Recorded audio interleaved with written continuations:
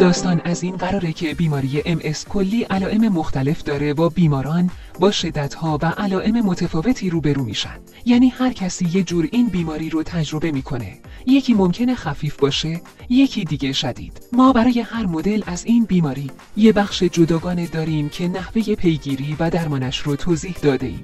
توی این راه کلی سوالات تکراری و متفاوت درباره این بیماری داشتیم که باید جواب بدیم. حالا ما همه تلاشمون رو کردیم تا مطالب این مجموعه برای همه مبتلایان از نوع خفیف تا شدید مفید باشه و راهنمایی‌های لازم رو برای داشتن یک زندگی سالم، هدفمند، سازنده، لذت بخش و بدون درد و معلولیت در اختیار بذاریم. هدفمون اینه که ذهنیت مثبتی برای بیماران MS ایجاد کنیم تا بدونن که این بیماری معمولاً اونقدر خطرناک نیست و مبتلایان میتونن با عمر تقریباً طبیعی و به طور موفق در جامعه زندگی کنن. پس با ما همراه باشین و مطالبمون رو دنبال کنین تا بتونیم این دشمن نامری رو با هم شکست بدیم.